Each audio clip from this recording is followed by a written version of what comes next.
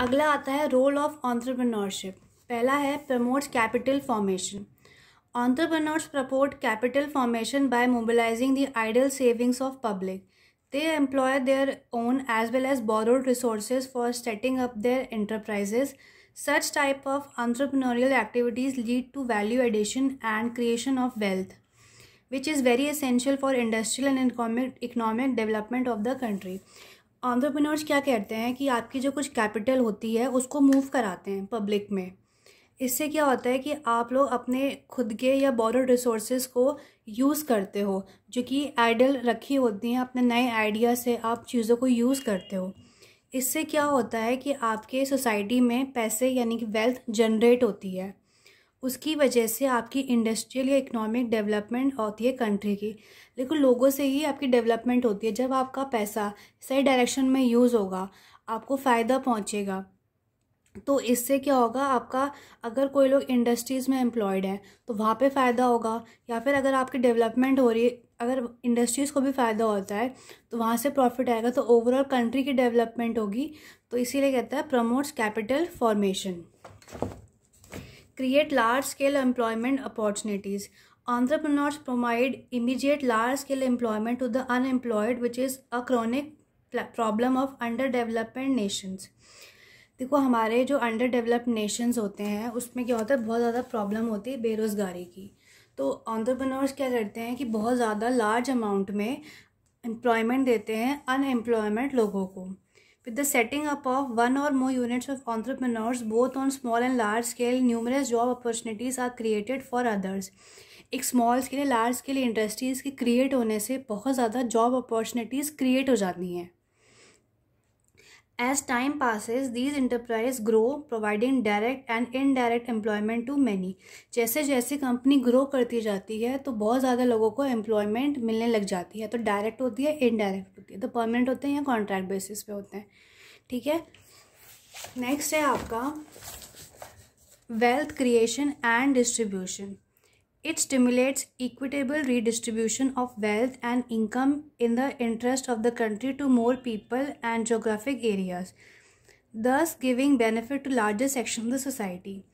इससे क्या होता है, इन इंडस्ट्री से क्या होता है कि आपके जो इक्वल डिस्ट्रीब्यूशन हो जाती है वेल्थ की एंड इनकम की बहुत सारी कंट्रीज़ में। जैसे जोग्राफिक, बहुत सारे हमारे पास अलग अलग जोग्राफिकल एरियाज़ है, तो वहाँ पे क्या होता है कि अगर वहाँ पे सब होता है, इस ऐसे वेंचर्स लॉन्च होते हैं, तो वहाँ पे वेल्थ की डिस्ट्रीब्यूशन होने लग जाती है।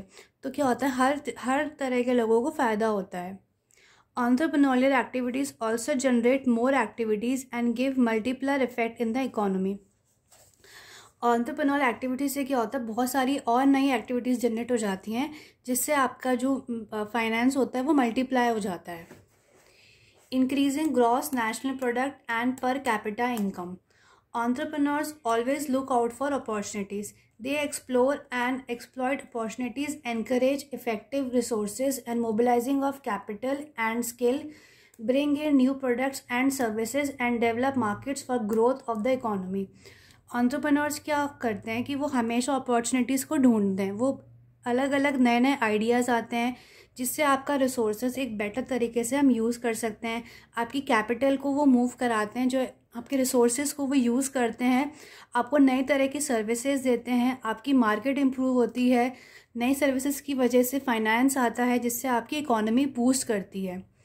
In this way they help increasing gross national product as well as per capita income of the people in a country. जब बहुत सारे लोगों को जॉब्स मिलेंगी, अलग अलग तरह की सर्विसेज मिलेंगी, तो इससे क्या होगा, आपका ग्रॉस नेशनल प्रोडक्ट इंक्रीज़ होगा और इंडिविजुअल की पर कैपिटा इनकम भी इंक्रीज़ होगी। Increase in gross national product and per capita income of the people in the country is a sign of economic growth. जब आपकी ग्रॉस नेशनल प्रोडक्ट और पर capita income बढ़ती है तो कंट्री की भी इकोनॉमिक ग्रोथ अच्छी हो जाती है। ठीक है,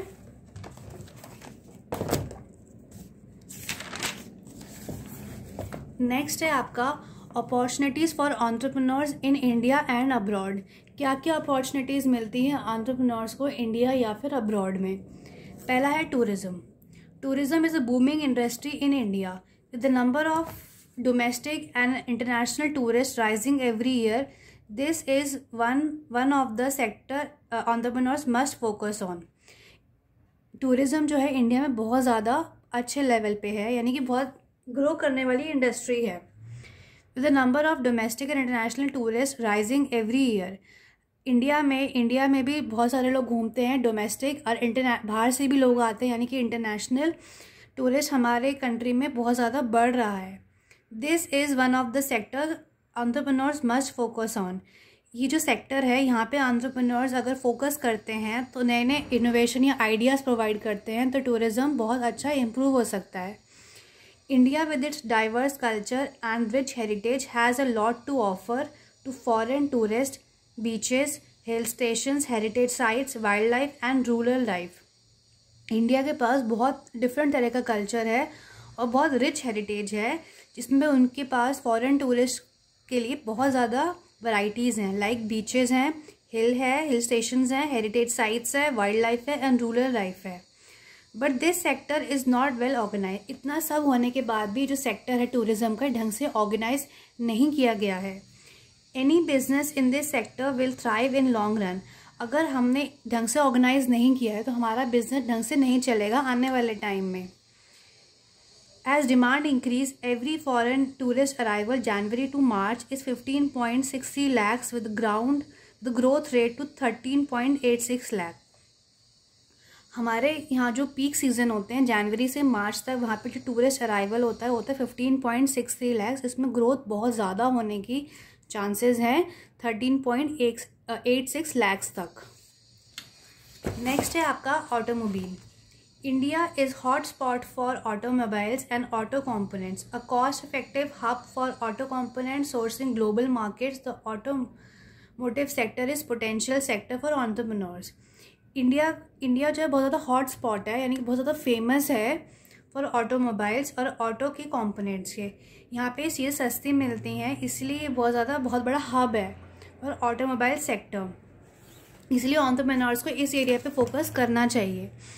the strong cells have made India the second fastest growing market after China.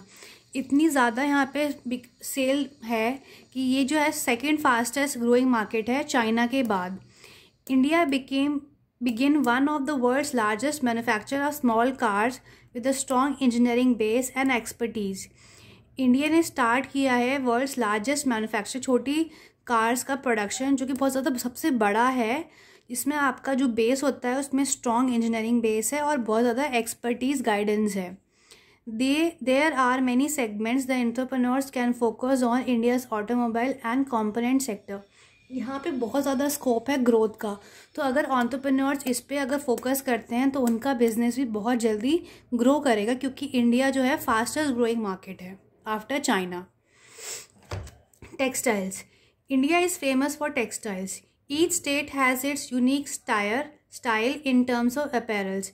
India जो फेमस है टेक्सटाइल्स के लिए, हर एक स्टेट की अपनी एक खासियत है रिगार्डिंग टेक्सटाइल्स।